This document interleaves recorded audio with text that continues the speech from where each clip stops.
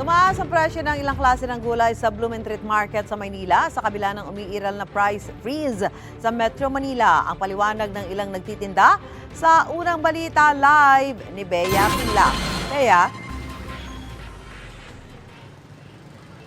Susan, sa kabila ng price freeze na ipinaiiral dahil sa pagdeklara ng state of calamity sa Metro Manila, tumaas ang presyo ng ilang pangunahing bilihin tulad ng gulay dito sa Blumentritt Market sa Maynila.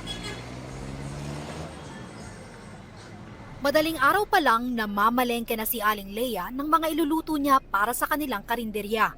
Ang dating puhunan niya na 6,000 pesos kada araw, ngayon umaabot na raw sa 9,000 pesos matapos ang pananalasa ng habagat at bagyong Karina. Kailangan mag-adjust kami. Hindi mo naman pwedeng itaas ng yung presyo.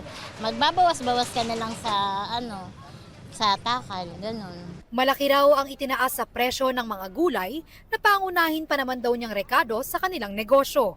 Ang kamatis nasa 160 to 200 pesos kada kilo. Ang carrots naman, doble ang presyo mula sa dating 80 pesos, ngayon ay nasa 160 to 200 pesos na kada kilo.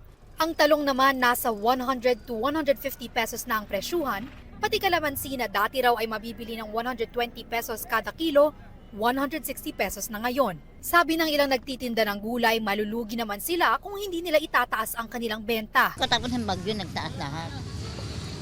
Alas wala nga mabili.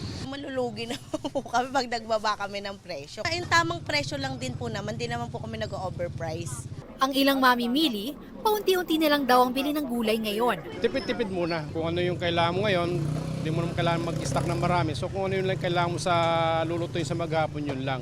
Kasi ang presyo kasi naglalaro eh.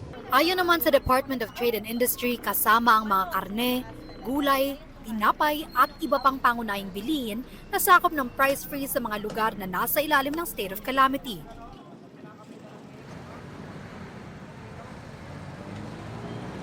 Susan, bagamat masakit sa bulsa, sabi ng mga mamimiling nakausap natin, tiis-tiis na lang muna dahil naiintindihan daw nila kung bakit kinailangang itaas ang presyo ng gulay matapos ang hagupit ng habagat at bagyong Karina. Patuloy natin kinukuha yung reaksyon ng DTI hinggil sa pagtaas ng presyo ng ilang gulay. At yan ang unang balita mula rito sa Maynila, Bea Pinlac para sa GMA Integrated News. Mga kapuso, para una ka sa mga balita, mag-subscribe sa GMA Integrated News sa YouTube. Sa mga kapuso abroad, subaybayan niyo po kami sa GMA Pinoy TV at sa www.gmanews.tv.